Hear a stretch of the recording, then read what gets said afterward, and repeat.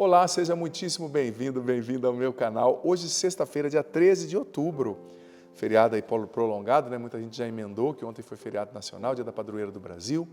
Então, olha, eu sei que é feriado, mas não tira folga de Deus. Tem gente que sai para feriado, não vê homilia, não reza, não está nem aí. Gente, a gente tira folga do trabalho, a gente tira folga de tudo, mas de Deus a gente não tira férias nem folga, tá? É muito importante. Nós vimos aqui, ouvimos a homilia, escrevemos o que nos tocou, ruminamos no que a palavra de Deus nos traz. Olha, é feriado e para muitos aí sexta-feira é um dia mais tranquilo também. Se você quiser e puder, depois daqui do Evangelho, escolhe uma playlist do meu canal e deixa rolando aí para abençoar você. Quando você está trabalhando, descansando, viajando, tá?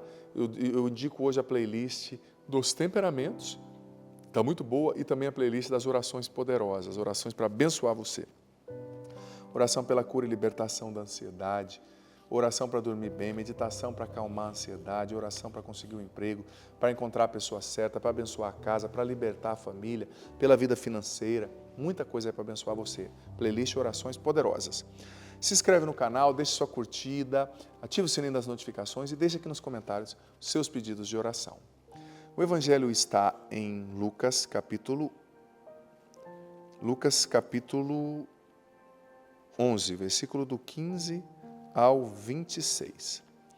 Naquele tempo, Jesus estava expulsando um demônio, mas alguns disseram: é por Beelzebu, o príncipe dos demônios, que ele expulsa os demônios. Outros, para tentar Jesus, pediram-lhe um sinal do céu.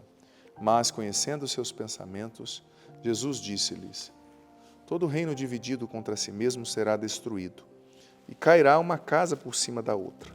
Ora, se até Satanás está dividido contra si mesmo, como poderá sobreviver o seu reino? Vós dizeis que é por Beelzebu que eu expulso os demônios. Se é por meio de Beelzebu que eu expulso os demônios, vossos filhos os expulsam por meio de quem? Por isso eles mesmos serão vossos juízes. Mas se é pelo dedo de Deus que eu expulso os demônios, então chegou para vós o reino de Deus. Quando um homem forte e bem armado guarda a própria casa, seus bens estão seguros.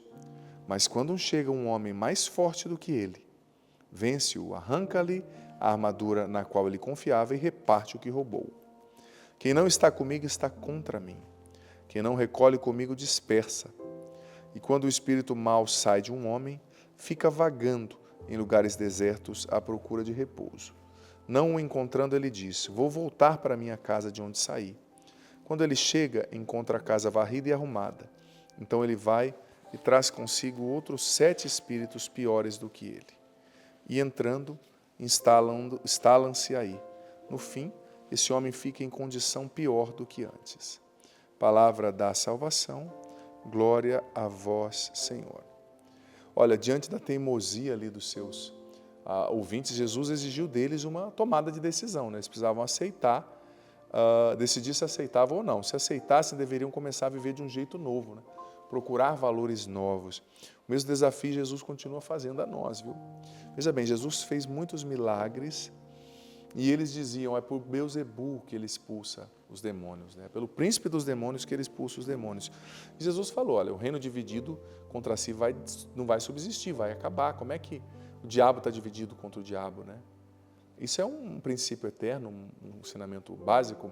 Olha, se você na sua família está gerando divisão e não comunhão, você está destruindo a sua família. Se você na sua igreja, no seu grupo, na sua comunidade, está gerando divisão e não comunhão, você está destruindo, você está sendo o instrumento do diabo para destruir. Nós somos diferentes, temos as nossas questões, as nossas feridas, as nossas mágoas, mas Deus nos chama a sermos agentes de comunhão, não de divisão. Quem é de Deus promove comunhão, não divisão. Depois Jesus continua: olha, quem não está comigo está contra mim, quem não recolhe comigo dispersa. Depois ele fala da pessoa que é liberta de um espírito mau, né? Pessoa que vive uma libertação, que recebe uma oração de cura e de libertação. A casa dela fica limpa, mas Jesus está dizendo: olha, quando um espírito mau sai de um homem, ele fica vagando por lugares desertos, à procura de repouso. Não encontrando, ele diz: eu vou voltar para minha casa de onde saí. Aí quando ele chega, ele encontra a casa varrida e arrumada, ou seja, a pessoa liberta, mas que não está vivendo a conversão, não está rezando, não está participando de novo na igreja.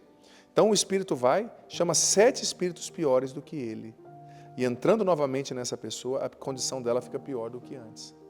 Tem muita gente que diz assim, padre, vem aqui e reza pela minha libertação.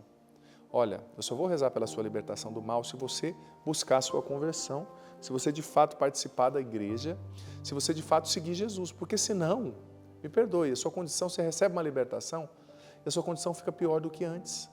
Por quê? Porque o mal sai e depois volta com mais companhia, né? Isso não é uma metáfora somente. Pode ser interpretado de várias formas, mas isso é concreto. Jesus está falando de espíritos malignos, de realidades espirituais, concretamente.